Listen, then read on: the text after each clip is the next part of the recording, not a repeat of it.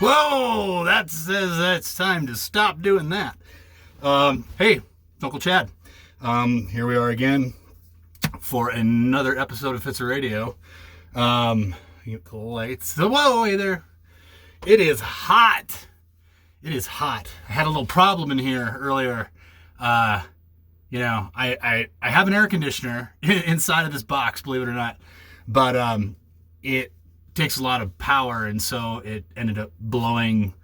The computer turned off and everything turned off, and I had to figure out how to do it. Anyhow, it is hot in Broomfield, Colorado. So, the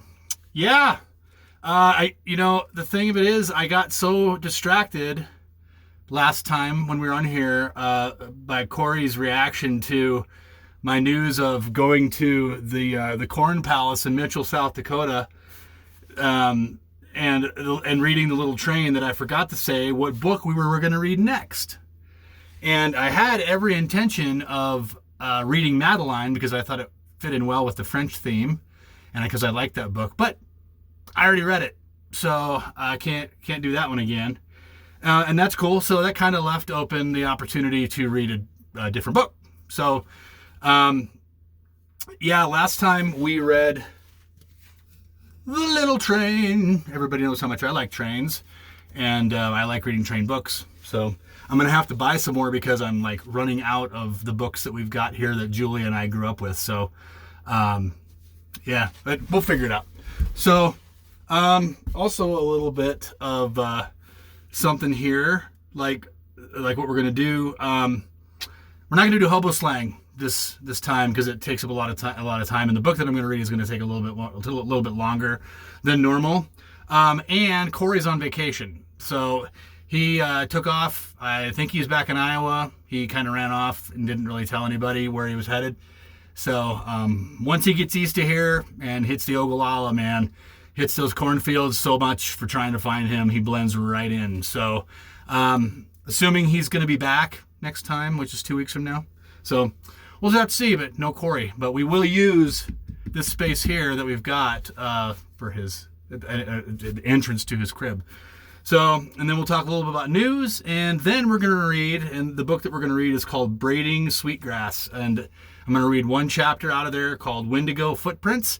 This is similar to when read the Laura Ingalls Wilder series. I just read a chapter out of there that I liked about, that she described about people building the railroad around her town. And this is going to be similar in that it's kind of cool. I read it recently, and I think it's relevant. So anyway, we'll get to a little bit of news here. The girls are home from France, and because they were gone, and they were about ready to come back when I did my last episode 2 weeks ago. Then we all went off to Selby, South Dakota, where my mom's from, and my dad's from Java, but they're right next to each other, so they're kind of that area is where my family is from. We went up there for the 4th of July, solid fireworks. Spent a lot of time on Lake Oahe on the Missouri River, and we came home, and Julia tested positive for COVID. So she and Elena were going to take off for Costa Rica, and a couple days after we got back, and she had to scratch the trip. So that was a big downer. It's still out there, COVID, as much as people are just it doesn't exist anymore. Yeah, it does. It definitely does. And in the meantime, I got a cold, and you probably first thing that comes up in your mind is, Chad's got COVID too. I tested 3 times, and I do not evidently have COVID. So there are a lot of similarities, but I really do think I got a cold. But it's funny because this is the first time that I've had a cold in 2+ years. So it's at least 2 years, 3 months, but probably longer than that. I don't remember when I had my last cold, but it's amazing that when you quarantine and everything that we've gone through in the last couple years, that you take for granted that you don't have something, you end up not having something like a cold for 2 years, which is good. But it's a little bit weird. It's a little blast from the past, NyQuil, and Dayquil, and supplements, all that good stuff. So during this, just to let you know, I may I may cough. When I get to reading and the throat flares up a little bit, I'll probably have to reach for this. So, just let you know. Water's good. Let's see here. So, a little bit of extra news here that's relevant to my life. One that kind of stung here in the last few weeks. The Supreme Court, in all their wisdom, ruled that the EPA does not have the authority to set limits on carbon emissions from existing power plants. I vehemently disagree with that. I think that's a really bad ruling. If we don't take care of the climate, it's going to take care of us.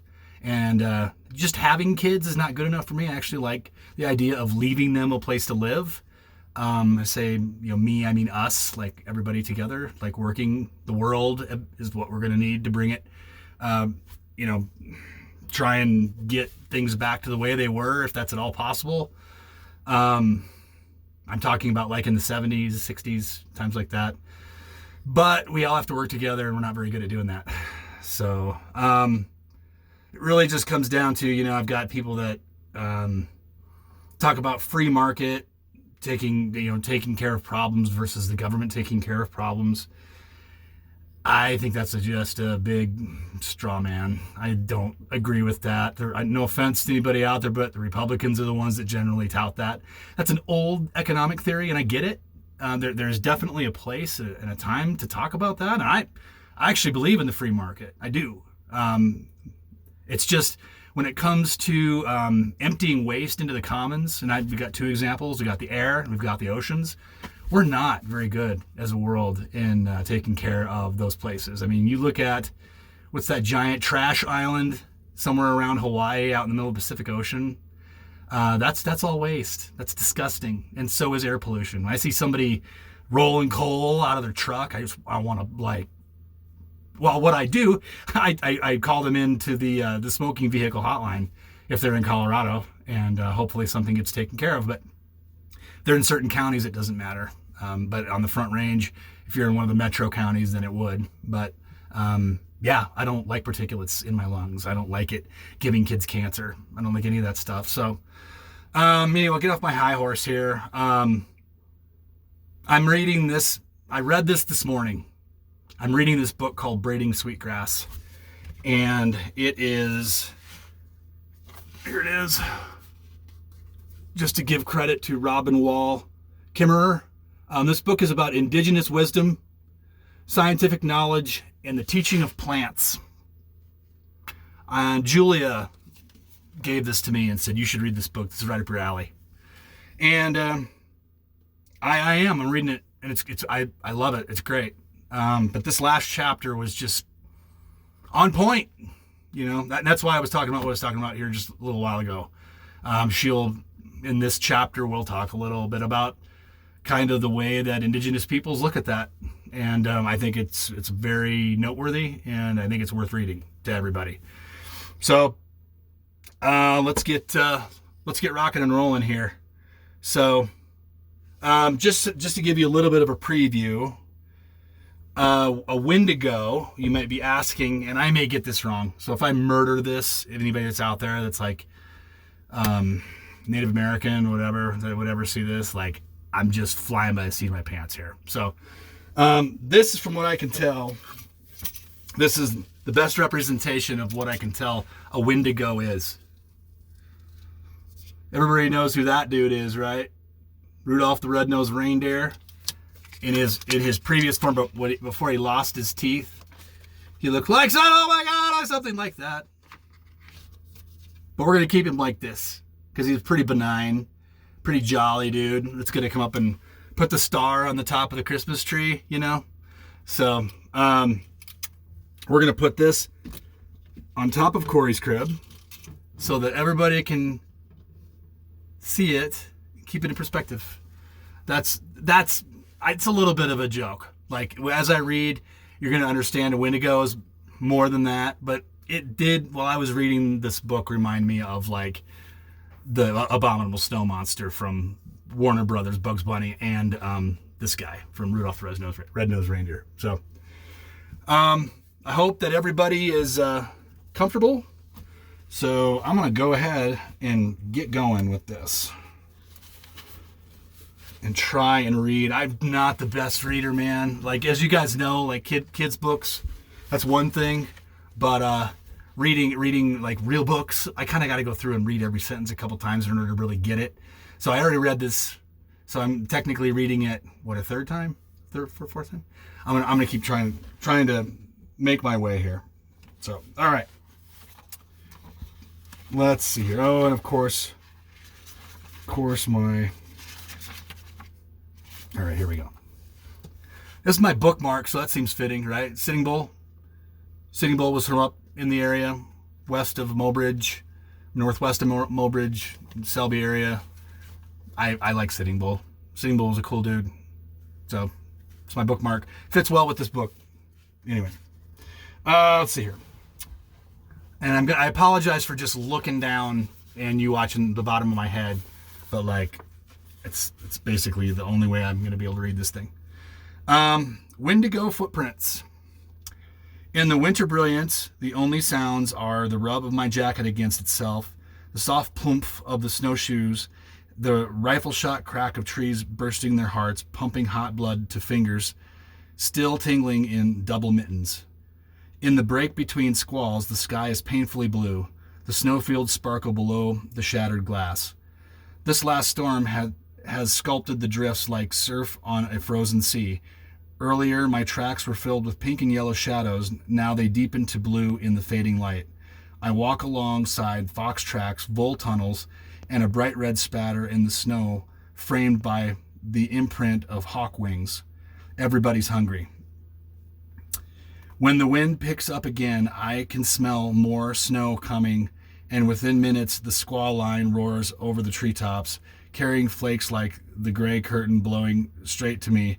I turn to get the shelter before the full dark, retracing my steps, which have already begun to fill. When I look more closely, I can see that inside each of my tracks is another print that is not my tread. I scan the growing darkness for a figure, but in the snow, too heavy to see. The trees thrash beneath racing clouds. A howl rises behind me. Maybe it's just the wind. I just thought of something. I said I had two examples of pollution. One being in the ocean, the other being in the air. Sorry, I'm not good at it. See, this stuff just comes and goes inside of my brain. Air pollution, like from coal-fired power plants. And from any stack you see in cars. Nobody's paying any attention to how much is being emitted. Anyway, I digress. Sorry. It is on nights like this that the Windigo is afoot.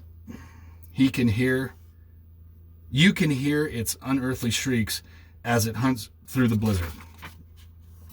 The Windigo is the legendary monster of our,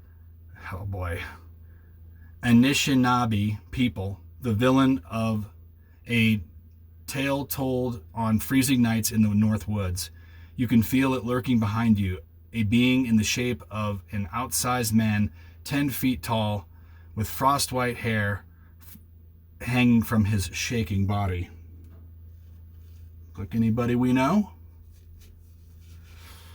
With arms like tree trunks, feet as big as snowshoes, it travels easily through the blizzards of the hungry time stalking us. The hideous stench of its carrion breath poisons the clean scent of snow as it pants behind us. Yellow fangs hang from its mouth that is raw where it has chewed off its lips from hunger. Most telling of all, its heart is made of ice. So this guy that we're looking at right here, it's not really, we're talking about a different cat. We're talking about somebody that's a little more ravenous, a little more scary, kind of nuts, right? Windigo stories are told around the fire to scare children into safe behavior, lest this Chippewa boogeyman make a meal of them, or worse. This monster is no bear or howling wolf, no natural beast. Windigos are not born, they are made. The Windigo is a human being who has become a cannibal monster. Its bite will transform victims into cannibals too. When I come in from the rising blizzard and peel off my ice-coated clothes, there is a fire in the wood stove and the simmering pot of stew. It wasn't always that way for our people when the storms would bury the lodges and the food was gone. They named this time when the snow is too deep and the deer are gone and the caches are empty, the hunger moon. It's time when an elder leaves to hunt and never returns. When sucking a bone is not enough, the infants follow. After too many days, desperation is the only soup. Starvation in winter was a reality for our people, particularly in the era of the Little Ice Age, when the winters were especially hard and long. Some scholars suggest that Windigo mythology also spread quickly in a time of the fur trade, when overexploitation of game brought famine to the villages. The ever-present fear of winter famine is embodied in the icy hunger and gaping maw of the Windigo. As the monster shrieked on the wind, the Windigo stories reinforced the taboo against cannibalism when the madness of hunger and isolation rustled the edges of winter lodges, succumbing to a repulsive urge doomed the gnawer of bones and wander as a Windigo for the rest of time. It is said the Windigo will never enter the spirit world, but will suffer the eternal pain of need, in essence of hunger that will never be sated. The more a Windigo eats, the more ravenous it becomes. It shrieks with its craving, its mind a torture of unmet want. Consumed by consumption, it lay waste to humankind. But the Windigo is more than just a mythic monster intended to frighten children. Creation stories offer a glimpse into the world view of people, of how they understand themselves, their place in the world, and the ideals to which they aspire. Likewise, the collective fears and deepest values of a people are also seen in the visage of the monsters they create. Born of our fear and our failings, Windigo is the name for that within us which cares more for its own survival than for anything else. In terms of systems science, the Windigo is a case of a positive feedback loop in which a change in one entity promotes a similar change in another, connected part of the system.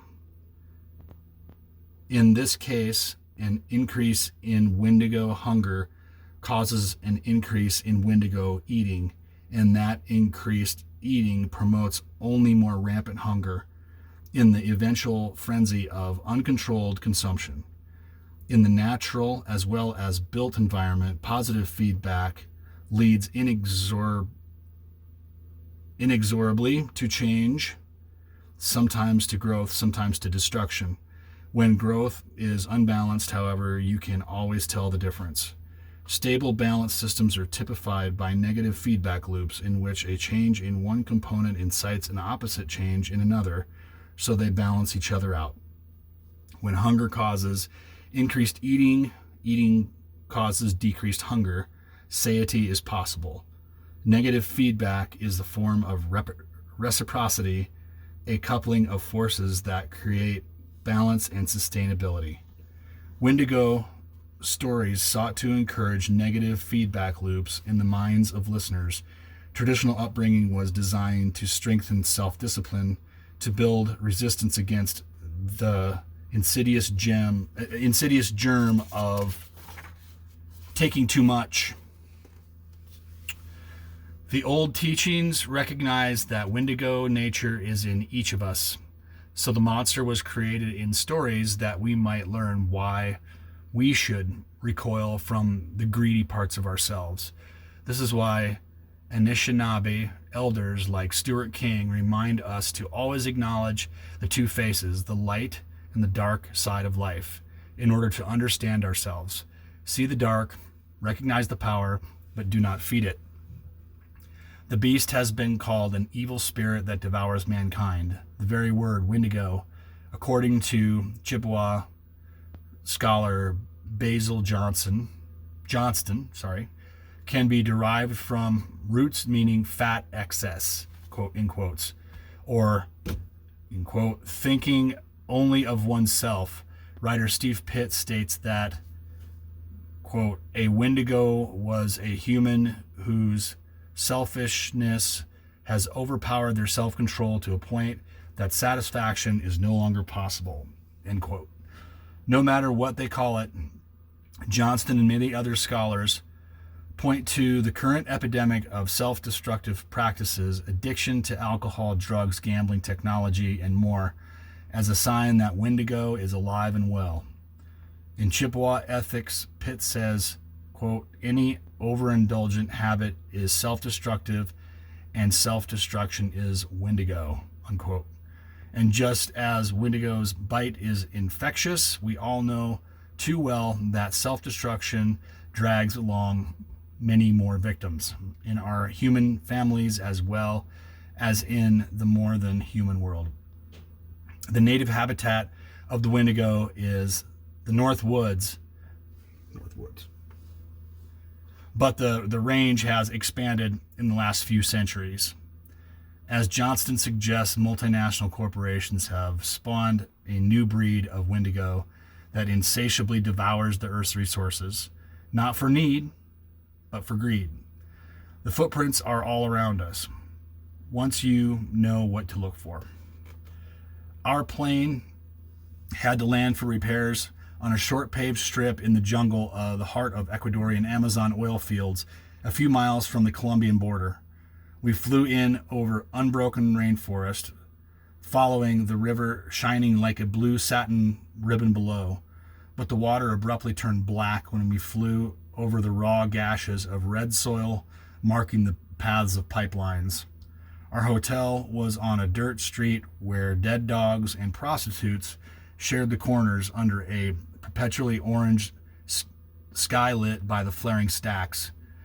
When we got the room key, the concierge told us to push a dresser against the door and not leave our rooms during the night. In the lobby was a cage of scarlet macaws staring dully at the street, where half-naked children were begging with AK-47s hung from their shoulders of boys no older than 12, standing guard outside the houses of the narco-traffickers. We passed the night without incident. The next morning we flew out as the sun rose over the streaming jungle. Below us was a snarling town, ringed with rainbow-colored lagoons of petrochemical waste, too many to count, the footprints of the Windigo. They're everywhere you look. The stump in the industrial sludge of Onondaga Lake, and over a savagely clear-cut slope in the Oregon Coast Range where the earth is slumping into the river. You can see them where coal mines rip off mountaintops in West Virginia, and in oil-slick footprints on the beaches of the Gulf of Mexico, a square mile of industrial soybeans, a diamond mine in Rwanda, a closet stuffed with clothes, Windigo footprints all. They are tracks of insatiable consumption. So many have been bitten. You can see them walking the malls, eyeing your farm for a housing development, running for Congress, or CO2 coming out of a stack. Just saying. We are all complicit. I'm guilty too.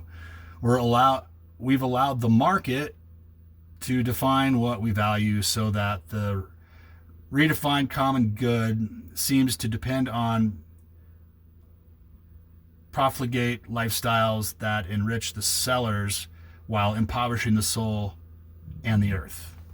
Cautionary Windigo tales arose in a common-based society where sharing was essential to survival and greed made any individual in danger to the whole. In the old times, individuals who endangered the community by taking too much for themselves were first counseled, then ostracized, and if the greed continued, they were eventually banished. The Windigo myth may have arisen from the remembrance of the banished, doomed to wander hungry and alone, wreaking vengeance on the ones who spurned them. It is a terrible punishment to be banished from the web of reciprocity, with no one to share with you and no one for you to care for. I remember walking a street in Manhattan where a warm light of lavish homes spilled out over the sidewalk on a man picking through the garbage for his dinner. Maybe we've all been banished to lonely corners by our obsession with private property. We've accepted banishment even from ourselves when we spend our beautiful, utterly singular lives in making more money and buying more things that feed but never satisfy. In the Windigo way, that tricks us into believing that belongings will fill our hunger when it is belonging that we crave. On a grander scale, too, it seemed to be living in an era of Windigo economics of fabricated demand and compulsive overconsumption. What native peoples once sought it to rein in, we are now asked to unleash in a systematic policy of sanctioned greed. The fear for me is far greater than just acknowledging the Windigo within. The fear for me is that the world has been turned inside out, the dark side made to seem light. Indulgent self-interest that our people once held to be monstrous is now celebrated as success. We are asked to admire what our people viewed as unforgivable. The consumption-driven mindset masquerades as quality of life, but eats us from within. It is as if we've been invited to a feast, but the table is laid with food that nourishes only emptiness. The black hole of the stomach that never fills. We have unleashed a monster. Ecological economists argue that reforms that would ground economics in ecological principles and the constraints of thermodynamics. They urge the embrace of the radical notion that we must sustain natural capital and ecosystem services if we are to maintain quality of life. But governments still cling to the neoclassical fallacy that human consumption has no consequences. We continue to embrace economic systems that prescribe infinite growth on a finite planet, and if somehow the universe has repealed the law of thermodynamics on our behalf. Perpetual growth is simply not compatible with natural law, and yet a leading economist like Lawrence Summers of Harvard, the World Bank, and the U.S. National Economic Council issue such statements as, quote, "There are no limits to the carrying capacity of the earth that are likely to bind at any time in the foreseeable future. The idea that we should put limits on growth because of some natural limit is a profound error," unquote. Our leaders willfully ignore the wisdom and the models of every other species on the planet, except, of course, those that have gone extinct. Windigo thinking. That is it. If you've sat through that, I appreciate it. My leg has fallen asleep. What I really like about this book is that she's just bringing a very different viewpoint of the world that I've craved for a really long time. And I just think it's refreshing. That's all. It's just a different look. And there's other chapters where she talks about talking to trees and talking about, taking care of plants in a very different way. And she's really smart. It's just, I'm just kind of, everybody's gone through something with COVID here in the last couple of years. And, I kind of had a different take on things, being diagnosed as bipolar 1, and have had to kind of reckon with some different things. And I've had these beliefs for a long time. I mean, it's really what kind of drove me to get a degree from Nebraska, go Huskers, in ag economics, and then later to go to Colorado State and get a master's of agriculture and Peace Corps. I've always really wanted to do, I don't know what you call it, environmental work. I don't consider myself a tree hugger, but, and I use that term very loosely. I'm fine with tree huggers. I do think things can go too far. I do think that on the other side of it, that our commercial agriculture system has a lot to offer. These people have been doing this for a really long time, and I just think we kind of need a blending of the two. if that's at all possible. And I firmly believe that government's got a place in the middle of it to be referee and to help regulate particularly things that are going into the commons, in our air and our water. Not to be big brother, but to come in and set up rules and say, yeah, you can pollute to this level, and then there's going to be consequences after that. We're going to take your farm away, but you're going to have increasing penalties if you're going to continue to pollute nitrates into what's ultimately going to go down into the Gulf of Mexico and create a dead zone, where nothing can exist. I'm okay with that. So anyway, I'll get off my high horse. Thank you. I appreciate it. Next time we're going to be reading Little Pink Pup. We're going back to the well. We're going to read something light. So I hope you enjoyed this. I did. And I hope everybody's doing well. Stay cool. All right. Lily, Ophelia, Taro, Jiro, my girls. See ya. Bye, everybody.